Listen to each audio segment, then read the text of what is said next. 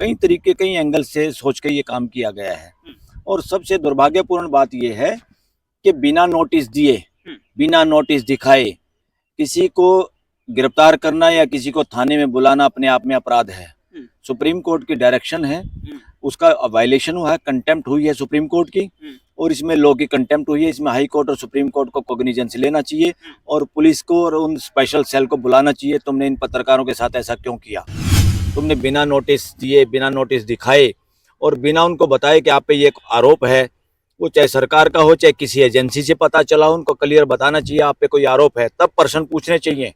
आप सीधे प्रश्न पूछने लगे, और वो भी उन पत्रकारों से जिनको पूरा देश विश्वास करता है, उनको सुनता है, जिसकी ऑडियंस ज़्यादा है, जिसके फॉलोअर ज़्यादा हैं। और वो लोग आजकल क्योंकि इलेक्शन नज़दीक हैं, वो उस तरह की बातें और मुद्दे उठा रहे हैं जो जनता से सरोकार रखते हैं, जनता से जिनका सीधा संबंध है जिन मुद्दों का, उन मुद्दों को उठाने वाले पत्रकारों को अगर इस तरह से गिरफ्तार किया जाएगा और इस तरह से पुलिस बुला लेगी तो ये कानून व्यवस्था की धज्जियां उड़ी हैं। और इसमें प्रश्न चिन्ह है देश की हाई कोर्ट और सुप्रीम कोर्ट के ऊपर भी। क्या हाई कोर्ट और सुप्रीम कोर्ट इस देश में देश के आम नागरिकों का तो क्या इन पत्रकारों का भी फंडामेंटल राइट की सुरक्षा कर पाएगी या नहीं कर पाएगी? बहुत बड़ा संदेह के घेरे में आ जाता है जुडिशियल सिस्टम। इस पे क्वेश्चन मार्क लगा है जुडिशियल सिस्टम पे। जुडिशियल सिस्टम को इस पे ध्यान देना होगा कि देश की कोर्टें तुरंत, देश के जज, कम से कम हाई कोर्ट और सुप्रीम कोर्ट के जज इमीडिएट इस पे एक्शन लें और कार्रवाई करें, और करनी चाहिए, ताकि इस तरह की उल जलूल हरकतें इस देश की पुलिस न केवल पत्रकार या किसी पॉलिटिशियन के साथ, किसी आम नागरिक के साथ भी ना कर पाए। ऐसा चाहता है ये देश, इस तरह की व्यवस्था। कोई बात नहीं, हम इसको पत्रकार को या किसी को भी अलग नहीं रखते, मगर यूएपीए के अंदर आपको नोटिस उनके सामने दिखाना चाहिए था और वो कारण बताने चाहिए थे।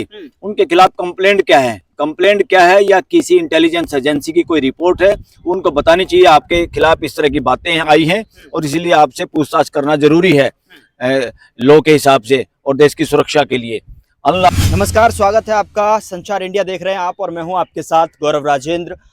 तमाम बड़े नामचीन जो पत्रकार हैं उनको लेकर जो है खबर ये आती है कि उनको सुबह 6:30 बजे घर पर पुलिस पहुंचती है, छापेमारी करती है और उनको पूछताछ के बहाने पहले घर पर पूछताछ होती है, उसके बाद जो है दिल्ली पुलिस सेल में इस पे जो है उनकी पूछताछ होती है। उनके लैपटॉप, मोबाइल रख लिए जाते हैं, जब्त कर लिए जाते हैं पड़ताल के नाम पर। उनसे पूछा जाता है कि आपके संबंध कहाँ पर हैं, क्या आपकी ब्रिटेन में बात होती है, ऑस्ट्रेलिया में बात होती है, क्या पोलैंड में बात होती है, जो कि अविशार शर्मा ने अपने वीडियो के माध्यम से अब तक पहुंचाया भी है। लेकिन सवाल ये उठता है कि क्या पत्रकार अब जो है सरकार के एजेंडे के साथ काम करेंगे? क्या पत्रकार जो है सरकार जो कहेगी उस पर बात करेंगे? इस पर जो है विपक्ष भी अब जो है पूरी तरीके से सरकार को घेरता हुआ नजर आ रहा है। कांग्रेस की तरफ से भी पेज पर जो है इस पर बताया गया है कि ये भी हमला है, क्योंकि साहेब अब जो है यूट्यूबर बन गए हैं। यूट्यूबर बनने के बाद जिस तरीके से अब जो है अब उनकी आवाज को दबाने की कोशिश हो रही है, क्या जो है इस पर किस तरीके से देख रहे हैं? हमारे साथ सुप्रीम कोर्ट के वरिष्ठ वकील जो है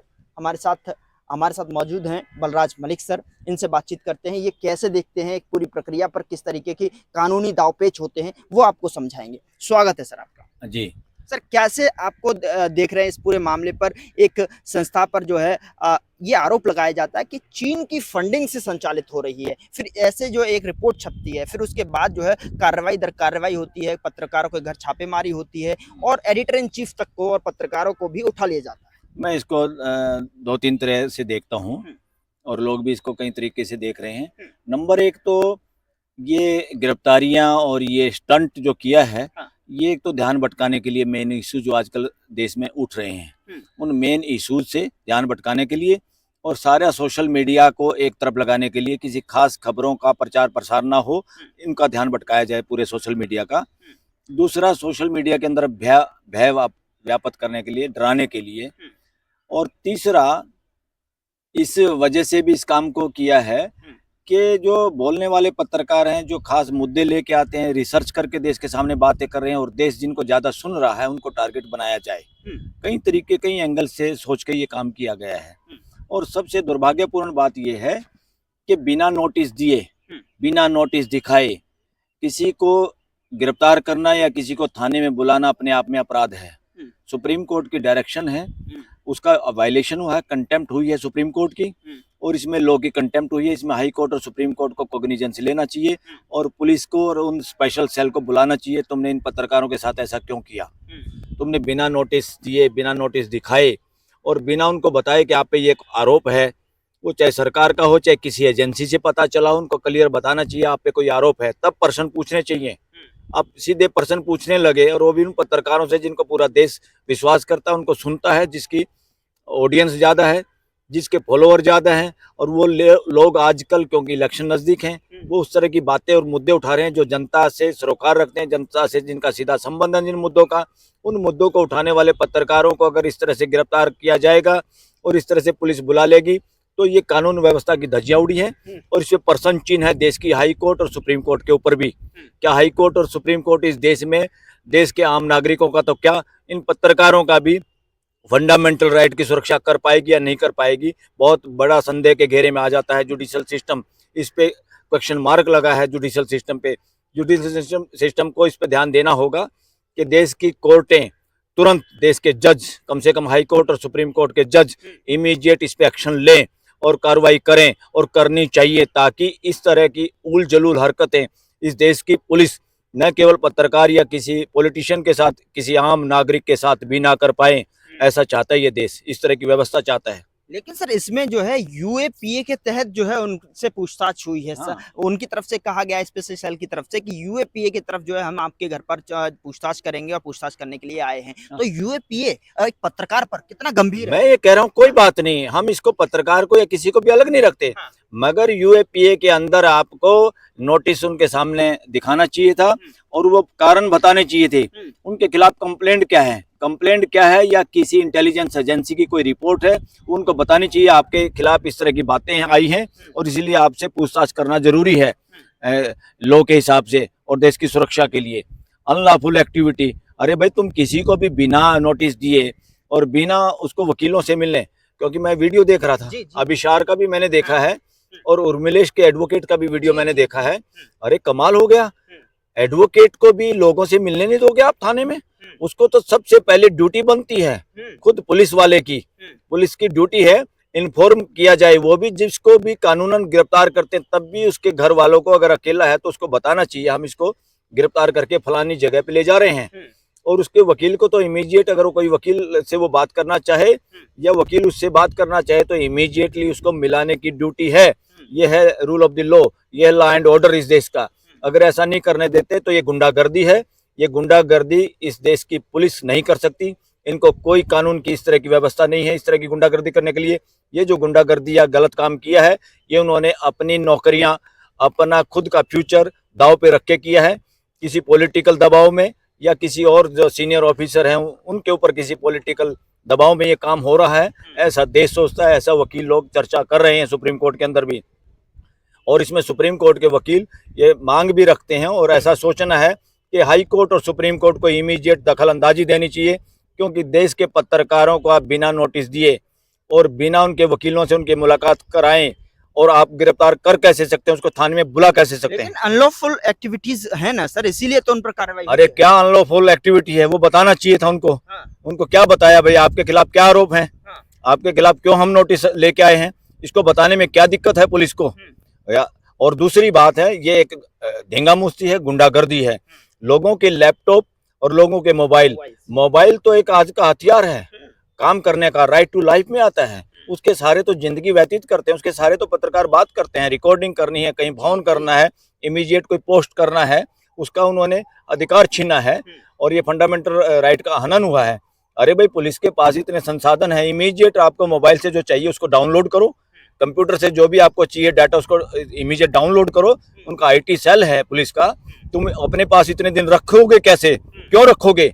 ये रखने का कोई अधिकार नहीं है और ये रखना गलत है, गैर कानूनी है, ये रखना बिल्कुल सही नहीं है। और कोर्टों को, हाई कोर्ट और सुप्रीम कोर्ट में अगर दम है देश के सामने अपना विश्वास बरकरार ये लोग रखना चाहते हैं और देश का विश्वास जुडिशियल सिस्टम पे ज़्यादा बना रहे, इसको साबित करना चाहते हैं, तो हाई कोर्ट और सुप्रीम कोर्ट के जजों को और कोर्टों को इंटरवीन करना होगा और इमीडिएट उन पुलिस अधिकारियों को बुला के पूछना होगा, क्यों लोगों के मोबाइल और लैपटॉप इतने दिन रखते हो तुम, तुम्हारे को क्या अधिकार है, तुम्हें उसे डाटा लेना है वो डाटा लीजिए तुरंत, मगर वापस करिए। उनके रोजी रोटी का धंधा कैसे बंद कर सकते हैं आप? इसका मतलब हरास करना, इसका मतलब गैरकानूनी काम। इसलिए अब ज्यादा पर्सन चिन्ह पॉलिटिशियन तो करेंगे, सत्ता जिसके उनको जब जाने का डर होगा वो इस तरह की हरकतें करेंगे। ये हमने पीछे इमरजेंसी में भी देखा, अभी भी देख रहे हैं।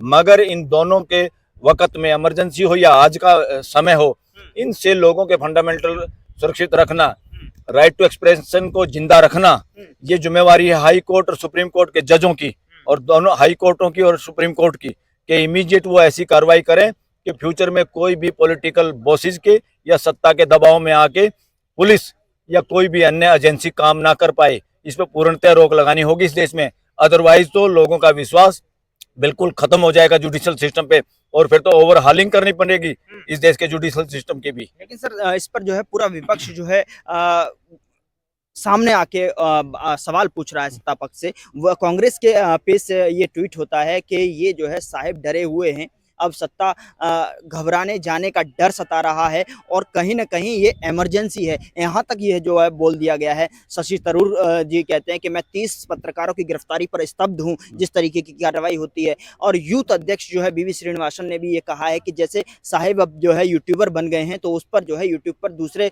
पत्रकारों को नहीं बोलने दिया जाएगा, इसको लेकर और कहीं ना कहीं सत्ता जाने का डर सता रहा है। अरे भाई ये तो चलो पॉलिटिकल बयान हो गया, कोई अपोजिशन पार्टी ऐसा बोल देती है। मैं कह रहा हूँ बोलने का समय नहीं आया, रिजोल्यूशन पास करें पॉलिटिकल पार्टियां और स्टेटमेंट दे सामूहिक, और आह्वान करें हाई कोर्ट और सुप्रीम कोर्टों को कि देश में कहीं भी इस तरह का वायलेशन होता, देश के लोगों का फंडामेंटल राइट्स का और पत्रकारों का खास तौर पे, उन लोगों पे तुरंत कार्रवाई की जाए, उस प्रशासन पे, चाहे वो पुलिस हो, चाहे ईडी हो, चाहे इनकम टैक्स हो, चाहे और एजेंसियां हो, इन पे तुरंत कार्रवाई हो और उनको तुरंत सजा देने का कार्यक्रम जुडिशरी करेगी, तभी इस तरह की गुंडागर्दी इस देश में खत्म होगी, वरना नहीं होगी। अभिषार शर्मा ने जिस तरीके से पूछताछ होने के बाद वीडियो पोस्ट किया कि किस तरीके की पूछताछ हुई, उन्होंने बताया कि पहले तो घर पर सवाल पूछे गए और फिर वही जो है सवाल जो है दिल्ली लोधी स्थित ऑफिस जो है जो दिल्ली सेल है वहां पर जो है पूछे गए। उसमें ये था कि आपने क्या किसान आंदोलन कवरेज की, क्या आपने जो है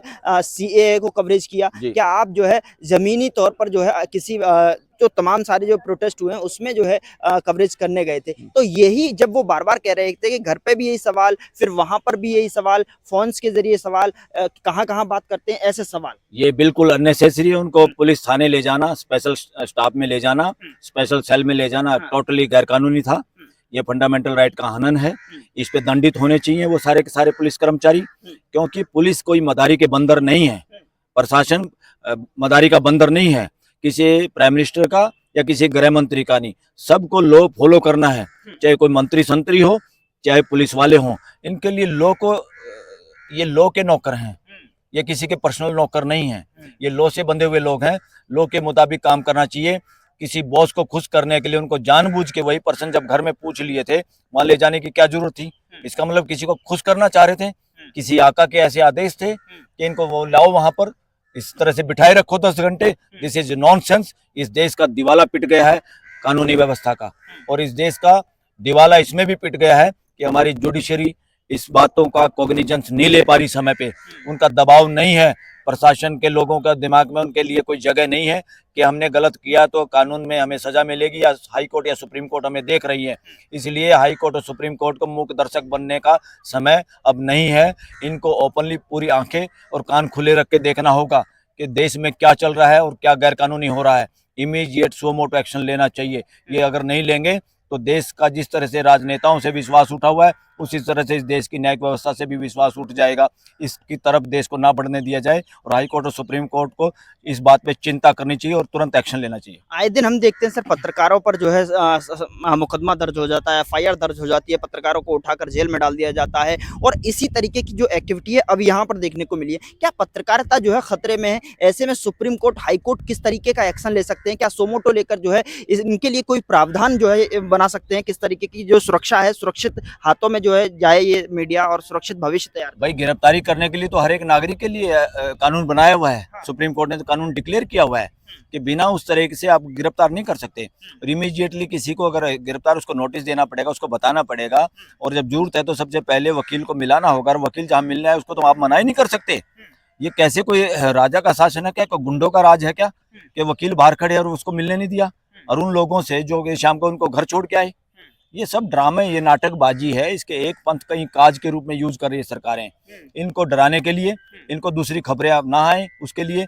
अरे चाइना की बात करते हो, चाइना का फंड, चाइना का फंड। ये अभिसार शर्मा तो चाइना की बात, मुद्दे पे बात पूछ रहा था सरकार से कि बताओ भाई सैनिक क्यों मरे, बताओ भाई जहाँ गश्त करते थे वहां सैनिक क्यों नहीं जा पा रहे। ये तो बल्कि चाइना के खिलाफ बात कर रहा था, और इसको चाइना फंडिंग, चाइना फंडिंग। अरे फंडिंग तो अब ये देखनी होगी कि बीजेपी की फंडिंग कहाँ से हो रही है। बीजेपी ने हर जिले में इतने बहुए करोड़ों करोड़ों रुपये के ऑफिस कैसे बनाए हैं, और संघ के सारे दफ्तर और कई जगह नए नए दफ्तर खुले हैं। कहाँ से पैसा आया है, इसकी जांच करने की जरूरत पड़ेगी, तब पता चलेगा पैसा कहाँ से आ रहा है, कहाँ से सफेद पैसा, काला पैसा, व्हाइट पैसा, और किस तरह से ये सारा ढोंग चल रहा है या ये तंत्र चल रहा है। और जिस आदमी के खिलाफ बार बार विदेशी अखबारों में छपता रहा, उसके आज तक तुमने जांच नहीं की, और इस विदेशी फंड के चक्कर में तुमने, जहां अमेरिका ने कार्रवाई नहीं की उस बंदे पे, जो यहाँ से ज्यादा लैंड ऑर्डर है जहां पर, और तुम उस बात पे यहाँ पे उस पर कार्रवाई कर रहे हो, क्वेश्चन पूछ रहे हो। क्वेश्चन अडानी से कितने पूछे आप लोगों ने? क्या बदमाशी है, क्या गुंडागर्दी है? ये देश ऐसे चलेगा क्या? और कोर्ट ऐसे चुप रहेंगी तो ये बहुत गलत हो रहा है देश में।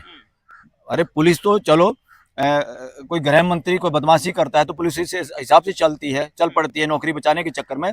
जुडिशरी तो इंडिपेंडेंट है, रिटायर होने के बाद भी पूरी तनख्वाह और सुविधा और कर्मचारी देते हैं आदेश इन लोगों को, जजों को। ये क्या कर रहे हैं भाई? क्योंकि मैं लॉ का स्टूडेंट हूँ, वकील होने के नाते मेरा ज्यादा बोलना इस पे पड़ता है। देश, सुप्रीम कोर्ट और हाई कोर्ट अपनी ड्यूटी पूरी नहीं निभा पा रहे हैं इस देश में, ये निभानी पड़ेगी। अगर ये जब जब लोग, सुप्रीम कोर्ट और हाई कोर्ट चुप रहेंगी, देश में लोग तानाशाही पे आते हैं, और सत्ता में बैठे हुए लोग ज्यादा तानाशाही दिखाते हैं, और देश का प्रशासन पंगु बनता है, और मदारी के बंदरों की तरह प्रशासन काम करता है। तो ऐसे में सोमोटो क्या लेख पाएगा सुप्रीम कोर्ट? क्या ऐसा एक्शन आप देख रहे हैं इस मामले में? ये कोई बताने की जरूरत है क्या? इन हाई कोर्ट के जजों को और सुप्रीम कोर्ट के जजों को दिखाई नहीं देता क्या क्या हो रहा है देश में? नाक के नीचे क्या हो रहा है?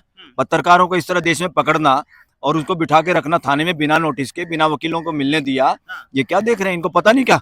सब कुछ पता है इनको। अगर कोई चुप है हाई कोर्ट और सुप्रीम कोर्ट, तो इसका मतलब ये है कि रीढ़ की हड्डी कमजोर है कहीं ना कहीं। तो रीढ़ की हड्डी कमजोर नहीं, मजबूत बनानी पड़ेगी। कुछ जजों को तो कम से कम सामने आना ही चाहिए, और ताकि एक को देख के, खरबूजे को देख के खरबूजा रंग पलटे, और पूरी जुडिशरी स्तंभ की तरह से, मजबूत स्तंभ की तरह इस देश के लोगों के ह्यूमन राइट का प्रोटेक्शन के लिए खड़ी हो, संविधान को बचाने के लिए खड़ी हो।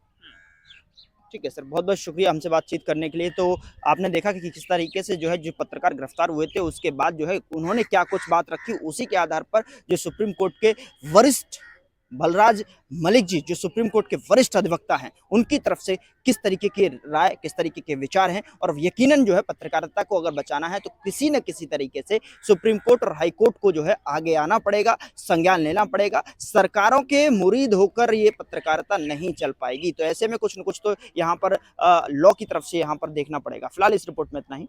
नमस्कार।